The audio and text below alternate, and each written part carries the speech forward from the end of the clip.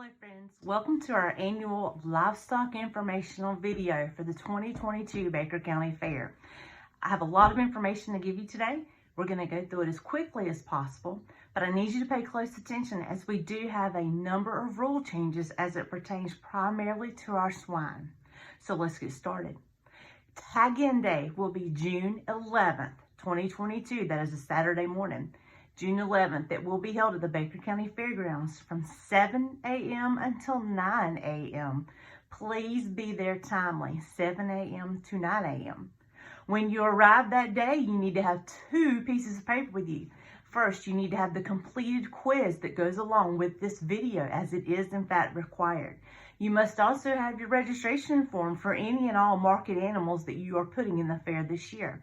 Both the registration form as well as the quiz must be signed by the exhibitor, a parent, and your FFA or 4-H advisor.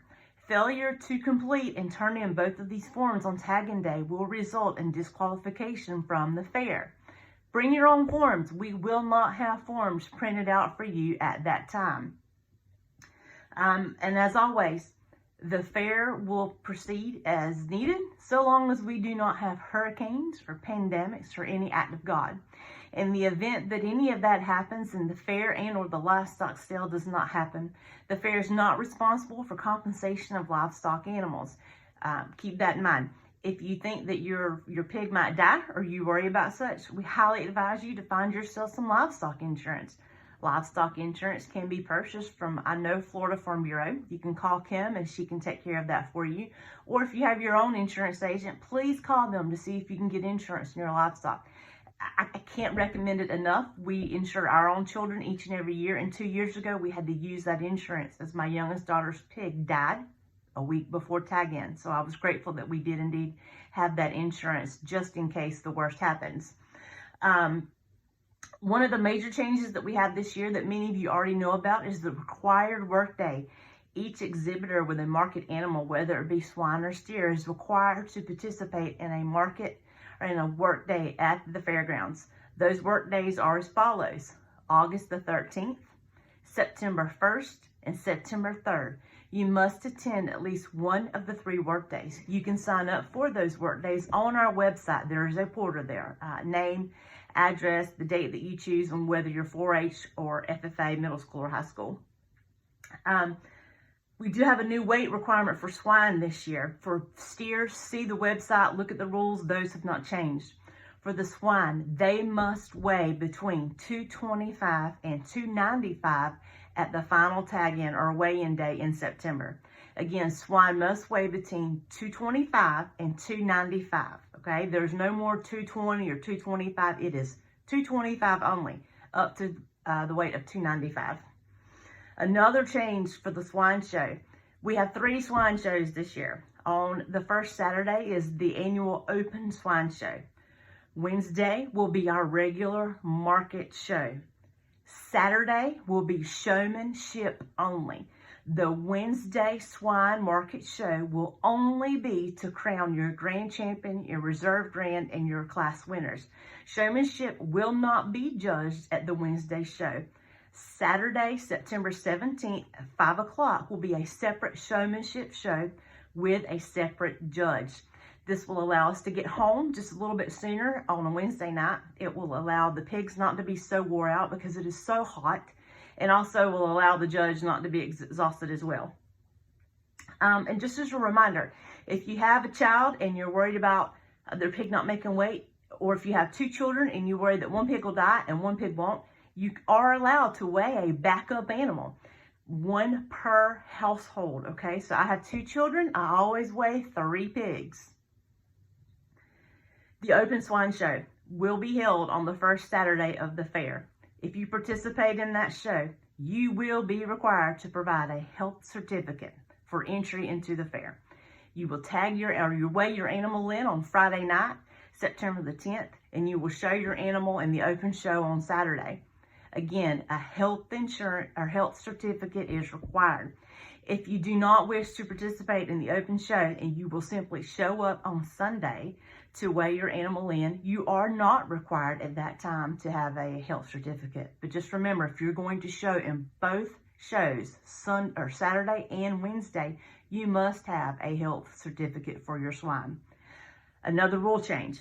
If you do indeed show up and weigh your animal on Friday night and opt to be in the open show, you will not be allowed to reweigh on Sunday.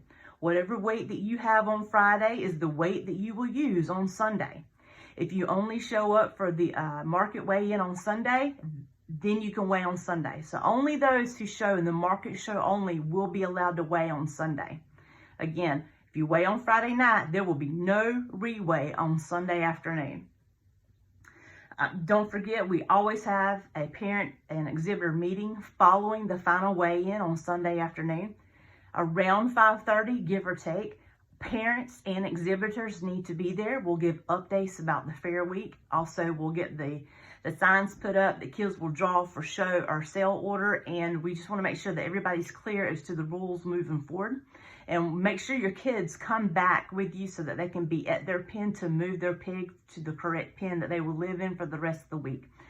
The pen that they have for the open show will most likely not be their pen for the rest of the week.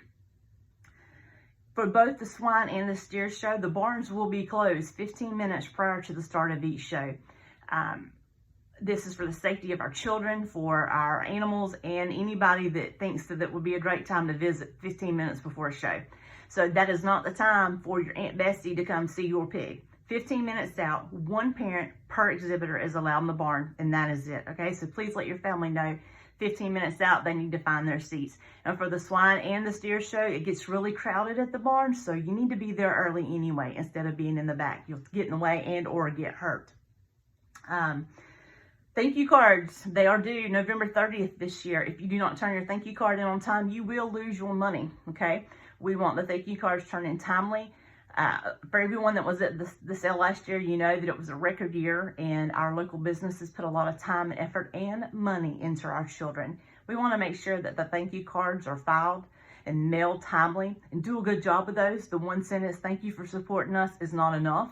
Think it through. Our kids are getting older, and they should do a better job with those thank you cards. Again, November 30th is the first date that those are due. Sale night. Do not forget sale night. On sale night, you should bring a few things with you. One being a homemade dessert that needs to go into the exhibit building. We plan to have the buyer's dinner in the building again this year. Don't forget your buyer's gift. The buyer's gift should be placed in the barn, basket, gift cards, whatever you want to do. Just make sure it's nice. And if you have a swine and a steer, then you need to have 2 baskets to give out to your buyers. And I forgot one point. Don't forget record books. Record books are due on the first Monday by 7 o'clock at the fairgrounds in the livestock office. Again, if you have a steer and a swine, then you are owed 2 record books. You must do both record books. You do not get to pick one or the other. And again, those are due Monday. That has not changed. That's been the rule for a number of years. With regards to add-ons, we get a lot of add-ons. I mean, a lot of add-ons. You'd be amazed at the amount of add-ons that we get. And in keeping with the last few years, it's worked out really well. You fill out the form, you turn it in, and if you don't turn it in by the time we leave that table on Thursday night of the sale, we will not honor it. We will not bill your buyer. So we will not take them late. So don't bring them to my office on Friday or Monday. Bring them on Thursday, or don't bring them at all. We will not take them. Make sure that you call your buyers in advance. Give them advance notice. Go see them, shake their hands, send them a letter, let the kids get to know them. Just do a good job with that. Don't assume that just because a buyer is there every year that they will be there this year. Try to find new buyers. If your child has historically only shown a pig and this year you decide to throw a steer, then you need a buyer for your pig and a buyer for your steer. Do not depend on others to buy your animal. You make sure that you do all that you can do to get a buyer there for both animals of which that your kid may have. If you have any questions about the sale process and or the add-on process, please reach out to a member of the livestock committee or the fair board. Most of us are aware of how things go. If you have any questions at all, or if your buyers have any questions and they don't understand what you're trying to tell them, give them our numbers and we'll be glad to contact anybody. All of our contact information can be found on the fair website. The fair website has been updated, so it's easier to find information. Go look at it. Miss Sarah's done an excellent job with that. If you don't clean out your pens, we're going to have a problem. Pens are to be cleaned out every single day of the fair. I mean, new shavings. Make sure your animal looks good. Sweep the sidewalk in front of your pen where your pig pushes the shavings out into the walkway every single day.